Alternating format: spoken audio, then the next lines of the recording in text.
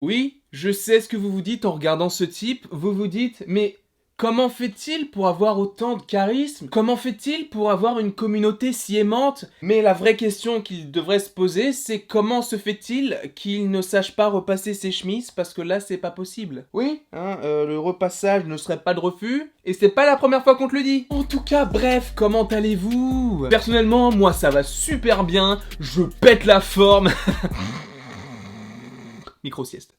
Dans cette vidéo, on va parler un peu de DC parce que j'avais envie de vous donner mon avis sur un personnage du DCEU, même si je sais que ça ne s'appelle plus comme ça, et en fait de faire un parallèle avec le film parce que j'en ai pas vraiment parlé sur la chaîne, j'en ai parlé un petit peu sur mon Instagram, mais pas réellement sur cette chaîne. Dans cette vidéo, vous avez lu le titre juste au-dessus là, vous l'avez lu. On va parler d'Aquaman, du film et du personnage parce que pour moi, c'est un réel paradoxe. On peut appeler ça un Landry's paradoxe, mais je n'ai pas envie. Pourquoi est-ce que je vous parle de ce personnage? Eh bien parce que ce personnage d'Aquaman est le personnage que je préfère dans le DCEU. Alors oui, vous allez me dire qu'avant j'avais dit que c'était Wonder Woman, mais depuis j'ai vu Aquaman, le film Aquaman était pour moi tellement surcoté, mais c'est un truc de ouf. Pour moi, Aquaman, c'est le Venom de DC. Il y a rien de fou. C'est des trucs absolument basiques, classiques qu'on a déjà vus dans les films. Mais je ne sais pas, il y a eu une hype, comme pour Venom, et bah voilà.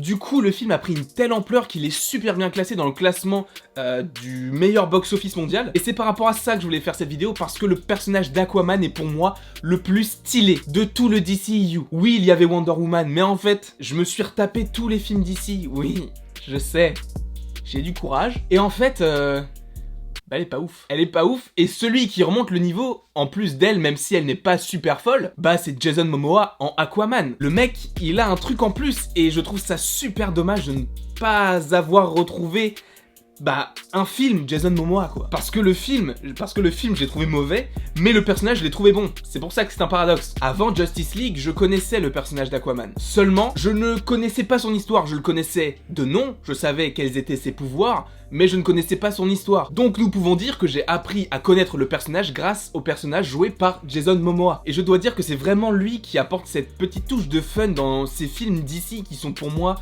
un mélange entre film familial et un film sombre. En fait, ça se sent qu'ils n'arrivent pas à trouver leur réelle identité parce que on a l'impression que, en fait c'est pas une impression, mais au début c'était vraiment des films plus sombres que les Marvel, et aujourd'hui par exemple avec le film Shazam,